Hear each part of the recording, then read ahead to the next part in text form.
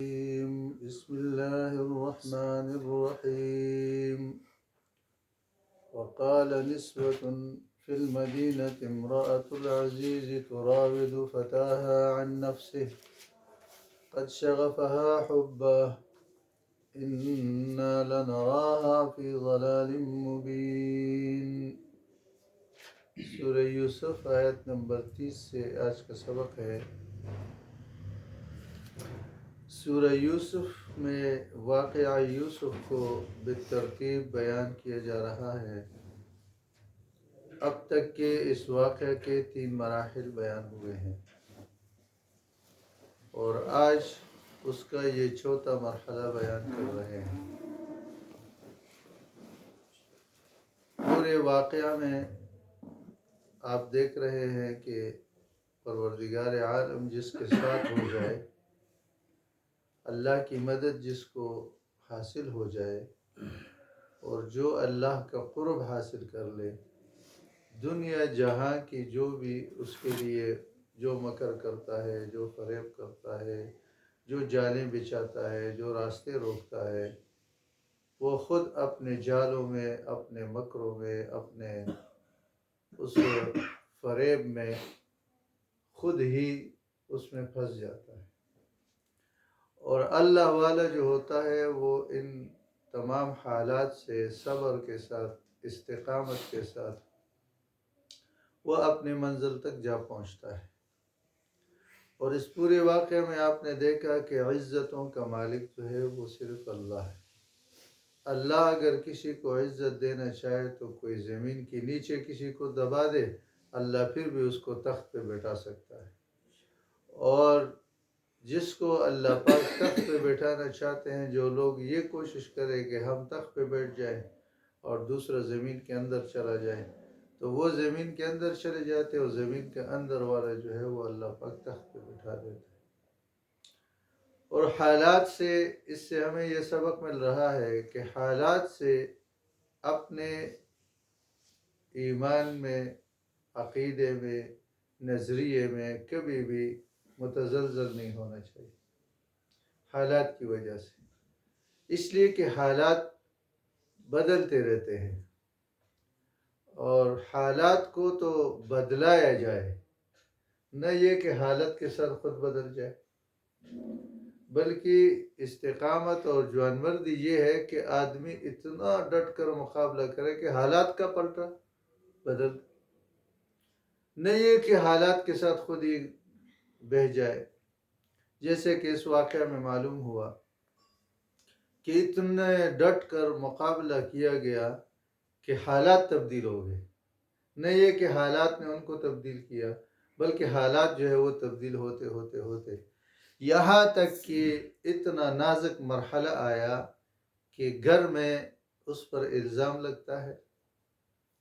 عورت مکر کرتی ہے، اور دونوں دوڑ کر کے جب سامنے جاتے ہیں تو عورت کا خاوند ان دونوں کو دیکھ لیتا ہے. اور اس میں اسی موقع پر اس نے جو الزام لگایا کہ اس نے مجھے چھیڑا ہے.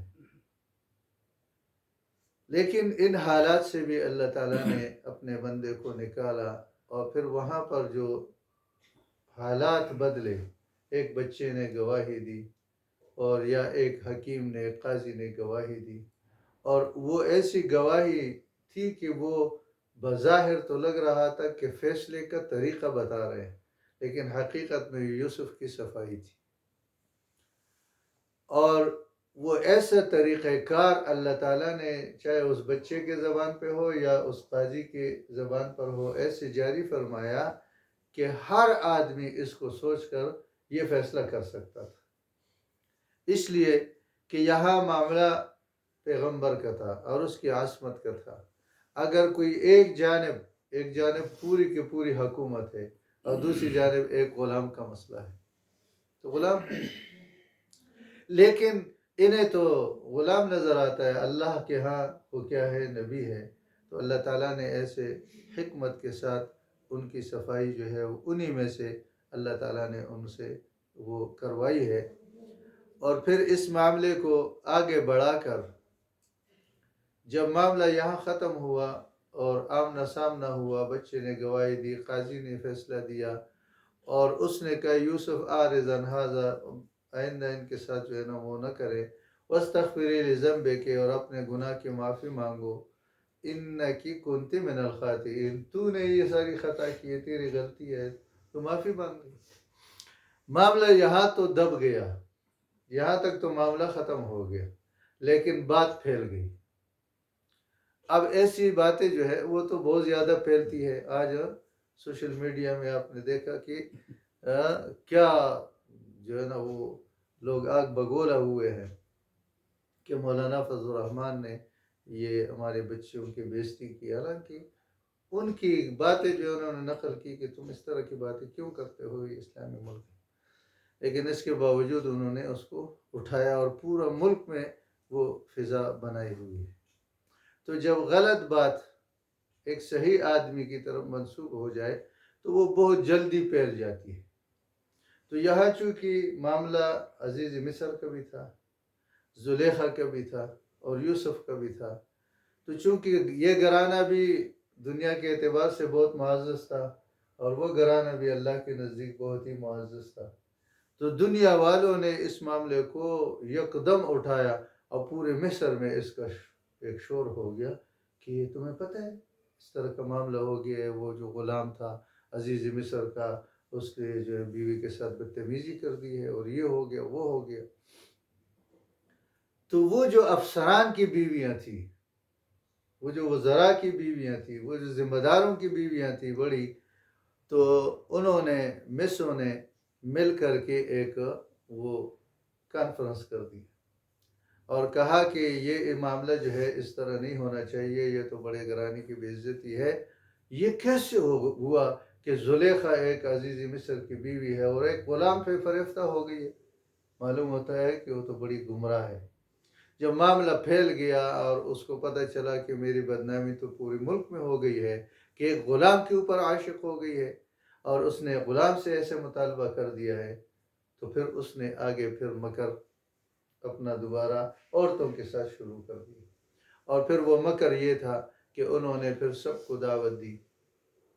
اور کہا کہ ایسے لوگوں کو میری بات سمجھ میں نہیں آئے گی کہ میرے دل پر جو چوٹ لگی ہے اس کا زخم اور یہ آواز یہ کسی کو سمجھ میں نہیں آئے گا جب تک کہ وہ اپنی آنکھوں سے دیکھ نہ لے۔ انہوں نے ایک پروگرام کا اہتمام کیا اور اس میں تمام میموں کو بلایا اور سب کو جو ہے نا وہ کھانے پینے پر بلایا اور خوبصورت ایک وہ پروگرام کیا انہوں نے، اور ہر ایک کو، چونکہ اس زمانے کا، آج کل بھی لوگ کچھ نہ کچھ اس طرح چوریاں رکھ دیتے ہیں پلیٹوں میں نا، تو چیزیں رکھ دیتے ہیں، ساتھ چوریاں بھی رکھ دیتے ہیں، یہ پرانے فرعونی زمانے کا وہ رواج ہے، چلا آ رہا ہے۔ تو اس وقت ان کا رواج بھی یہی تھا کہ وہ کھانے پینے میں چوری بھی رکھ لیتے تھے، اور کوئی ایسی چیز رکھ دیا کہ جو چوری کے ساتھ کاٹ لیا جاتا ہے اور یا چوری کے ساتھ کھایا جاتا ہے، تو انہوں نے وہ چیز رکھی اور چوریاں بھی خوب تیز کر کے رکھی اور ہر ایک کو پکڑائی، اور پھر اتنے میں یوسف کو اندر سے مزین کر کے، یوسف کو اس بارے میں معلوم نہیں تھا کہ مجھے عورتوں کے درمیان میں لے کر جا رہے ہیں، تو وہ اپنے کام سے لگے ہوئے تھے اور اپنے عبادت میں تھے، تو اتنے میں وہ آدمی آیا اور اس نے ان کو اٹھایا اور کہا کہ میم بلا رہی۔ تو وہ جب وہاں سے انہوں نے ایسا اہتمام کیا کہ وہ سامنے سے برآمد ہو جائے، عورتیں بالکل سامنے بٹھائی ہوئی ہیں، اور یوسف علیہ السلام کو درمیان کے دروازے سے برآمد کرایا۔ تو جیسے وہ یوسف علیہ السلام دروازے سے باہر ہوئے، عورتوں نے جب یوسف علیہ السلام کا حسن دیکھا، ان کی جوانی دیکھی، ان کی رانائی دیکھی، وہ نور نبوت کو دیکھا، اللہ نے آدھا حسن یوسف علیہ السلام کو، پوری کائنات کا آدھا حسن اللہ نے یوسف کو عطا فرمایا، تو آپ اندازہ کریں کہ وہ کس قدر حسین ہوگی۔ تو جب انہوں نے دیکھا تو وہ دیکھتی ہی رہ گئی ہے، وہ ہاتھ میں چوریاں ہے اور کوئی چیز کاٹ رہی ہے تو وہ کاٹ بھی رہی ہے، اور نیچے ہاتھ تک چوری پہنچ چکی ہے اور چیز کٹ چکی ہے، لیکن ان کو خبر تک نہیں ہو رہا کہ میں نے اپنا ہاتھ کو کاٹ لیا۔ تو اتنے میں یوسف کو دیکھا تو زلیخا کو وقت ملا، اس نے کہا کہ بھئی یہ وہ لڑکا ہے جس کے بارے میں تم مجھے ملامت کرتے ہو کہ تم اس غلام پر فریفتہ ہو گئی ہو۔ تو تم اپنی حالت دیکھو، نیچے دیکھو، ہاتھ تم نے کاٹ دیے ہیں۔ انہوں نے دیکھا، انہوں نے کہا ہمارے ہاتھ بھی کٹ گئے، اب کیا کریں؟ تو بہرحال وہ ملامتی جو تھی، وہ جو اعتراض تھا زلیخا پر، اس زلیخا نے اس طرح کر کے اس کو ختم کر دیا۔ اور ان عورتوں نے بھی پھر اس ماحول میں اس نے ایسی چالاکی کی کہ ان عورتوں نے جنہوں نے اعتراض کیا تھا ان کے منہ سے نکلا، حاشا للہ ما ھذا بشرا ان ھذا الا ملک کریم، اللہ کی قسم، یعنی اللہ کو مانتے تھے، اللہ کی قسم یہ کوئی بشر نہیں ہے، یہ کوئی انسان، یہ تو انسان نہیں ہے، ان ھذا الا ملک کریم، نہیں ہے یہ مگر ایک فرشتہ ہے۔ تو فرشتے کو عالم کی کسی نے دیکھا تو نہیں ہے کہ وہ خوبصورت ہے، کیسے ہے کیسے نہیں، لیکن چونکہ فرشتوں کی نورانی ہونا اور خوبصورت ہونا یہ مشہور ہے، اس لیے یہ تشبیہ جو ہے، جب بھی کسی خوبصورت چیز کی تشبیہ دی جاتی ہے تو فرشتوں سے دی جاتی ہے، تو اس لیے انہوں نے ملک کریم کہا۔ پھر اس کے بعد جب انہوں نے بھی یہ بات کہی، ان کی زبان سے بھی نکلا، تو اب اس کو تو تانا نہیں مل سکتا نا، اس نے اپنے سے تانا، بلکہ تانا تو اب ان کو دے رہے کہ یہ وہ غلام ہے جس کے بارے میں تم مجھے جو ملامت کر رہی تھی، تو اب تو تم جو ہے نا اپنے ہاتھ کاٹ چکی ہو، میں نے تو ہاتھ نہیں کاٹا اور تم تو ہاتھ کاٹ چکی ہو، تو زیادہ ملامت یہ ہو گئے۔ اب اس نے کہا کہ اب موقع ہے، اب یہ سب کی موجودگی میں اس نے یوسف علیہ السلام سے مطالبہ شروع کر دیا کہ لقد راودتہ، اللہ عجیب، اللہ کا نظام ہے، اللہ نے یوسف کی کیسے عجیب طریقے سے صفائی بیان فرمائی کہ سارے لوگ اکٹھے ہو گئے، وہ تانا دینے والے بھی اکٹھے ہو گئے، اور سب اکٹھے ہونے کے بعد یہ عورت پھر گویا ہوئی اور کہنے لگی لقد راودتہ، اس کو میں نے ورغلایا عن نفسہ، اس کی جان کے بارے میں، لیکن فاستعصم، اس نے اپنے آپ کو بچایا۔ تم گواہ ہو، یہ وہ لڑکا ہے، اس پر میں نے اتنی محنت کی اور اس نے اپنے آپ کو بچائے رکھا۔ اب میں تمہاری موجودگی میں اسے یہ کہتی ہوں کہ لئن لم یفعل ما آمرہ لیسجنن، جو میں اس کو کہتی ہوں اگر اس نے ایسا نہ کیا تو اس کو ہم جیل بھیجیں گے، اور تم اس کو پتہ نہیں ہے کہ میں بار بار جو کہہ رہی ہوں کہ جیل بھیجوں گی، تو جیل کی سختی ہے اس کو پتہ نہیں ہے، وہاں پر اس لیے نہیں جائے گا کہ بھئی جیل میں چلا جائے گا تو بند کمرے میں رہے گا، بلکہ یکون من الصاغرین، تاکہ یہ ہو جائے وہاں ذلیل، وہاں اس پر اتنا ہم تشدد کریں گے کہ یہ بالکل ذلیل ہو جائے گا۔ اس دوران یوسف علیہ السلام پریشان ہو گئے اور خود ہی ان کی زبانوں سے ان کی عصمت جو ہے وہ بیان ہوئی کہ اس نے اپنے آپ کو بچائے رکھا، ابھی تک بچا ہوا ہے، اگر اب بھی یہ بچے گا تو اس کا ایک راستہ ہے کہ ہم اس کو جیل بھیجیں گے۔ پھر جیل بھیجا۔ یوسف علیہ السلام یا حضور صلی اللہ علیہ وسلم فرماتے ہیں کہ یوسف علیہ السلام نے یہ جو فرمایا کہ رب اللہ السجن احب الیہ، اللہ جیل میرے لیے میں پسند کرتا ہوں اس بات سے کہ جس کی طرف یہ مجھے بلاتے ہیں، اللہ یہ جو گناہ ہے اس کے بدلے میں اگر جیل جانا ہے تو مجھے جیل پسند ہے، ہاں مجھے اس سے بچائیں۔ حضور فرماتے ہیں کہ اگر یوسف علیہ السلام نے خود اپنے آپ کو جیل میں ڈال دیا، خود اپنے آپ کو ڈال دیا، ورنہ وہ تو یوں بھی کہہ سکتے تھے اللہ ان کے اس عذاب سے مجھے چھڑا دے، اور جیل کی بات نہ کرتے تو اللہ تو اس کو جیل میں نہ ڈالتے، لیکن چونکہ انہوں نے خود اللہ سے مانگا تو اس لیے اللہ تعالیٰ نے پھر انہی کی مانگی ہوئی چیز اس کو عطا فرما دی۔ فرمایا وہ اگر یہ کہتا کہ اللہ مجھے ان سے میری جان چھڑا دے تو اللہ کے پاس تو، اللہ تو قادر مطلق ہے، بغیر جیل کے بھی ان کو چھڑا سکتے تھے، لیکن چونکہ یہ ان کی پسند تھی اور انہوں نے دعا کر دی تو اس لیے پیغمبر کی دعا کو اللہ نے قبول کر لیا۔ فاستجاب له، اللہ نے اس کی دعا قبول کی اور اس کا وہ مکر اور قید ان سے اللہ نے ہٹا دیا۔ پھر بعد میں جب انہوں نے دیکھا لیسجننہ حتی حین، کچھ وقت کے لیے انہوں نے دیکھا کہ اب تو حالات ایسے ہیں، کچھ وقت کے لیے جیل جانا چاہیے۔ اس سے ایک مسئلہ یہ بھی سامنے آ گیا، ایک تو یہ بات سامنے آ گئی کہ گناہ کا اور مصیبت کا جب مقابلہ ہو جائے تو مومن کا کام کیا ہے کہ کہ وہ مصیبت کو لے لے لیکن گناہ میں نہ پڑے. گناہ کے مقابلے میں مصیبت کو لے لینا یہ سنت انبیاء ہے، یہ سلف صالحین کی سنت ہے کہ جب بھی گناہ کا مقابلہ ہوا انہوں نے گناہ کو چھوڑا اور مصیبت کو لے لیا.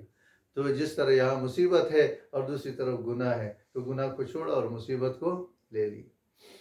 اور دوسرا یہ کہ استقامت اور صبر اور اللہ کے ساتھ تعلق جو ہے وہ بہت ضروری ہے. اگر ان معاملات سے نکلنا ہو، جب بھی مشکل پیش آ جائے اور گناہ اور نہ نکلنے کا راستہ بالکل راستہ بند ہو جائے آپ پر، تو آپ کیا کریں گے؟ تو ایسی صورت میں پھر آپ مصیبت کو لے لیں لیکن گناہ پر آمادہ نہ ہو. آج ہم ناکام کیوں ہیں؟ اسی وجہ سے تو ہے کہ ہم مصیبت کو نہیں لینا چاہتے ہیں، ہم گناہ کر لیں گے. یہ آج ہم کتنے گناہوں میں ملوث ہے کہ ہم گناہ تو کر لیں گے لیکن مصیبت نہیں اٹھا سکتے. مثلا سود ہے، تو اب سود کو تو ہم کہتے ہیں کہ یار اگر ہم نے نہ لیا تو یہ مصیبت ہوگی، وہ مصیبت ہوگی، تو ہم اس مصیبت کو لینے کے لیے تیار نہیں ہیں. ادھر اللہ سے جنگ کے لیے ہم تیار ہیں، ہم جنگ کر رہے ہیں. اسی طرح ہر معاملے میں آپ دیکھیں کہ ہم مصیبت کو چونکہ نہیں برداشت کر سکتے، ہم گناہ کو برداشت کر رہے ہیں. اس کی وجہ سے، اس کی نوسط سے آج ہماری یہ حالت ہو گئی. تو یہ چوتھا مرحلہ ہے اس کا یوسف علیہ السلام کے احوال میں سے. فرمایا وقالا، اور کہا نسوتن، عورتوں نے، فی المدینہ تھی، جو اس شہر میں تھی. کیا کہا؟ امراۃ العزیز، یہ جو عزیز مصر کی عورت ہے، بیوی ہے. تو راودو، اس نے یعنی ورغلایا، فتحہ، اپنے غلام کو، عن نفسی، اس کے نفس کے بارے میں. قد شغفہا، یقیناً شغفہا، محبت اس کے دل یعنی اندر چلا گیا ہے، دل میں حباً محبت. شغف اس کو کہتے ہیں جو دل کے پردے کو چیر کر دل تک پہنچ جائے.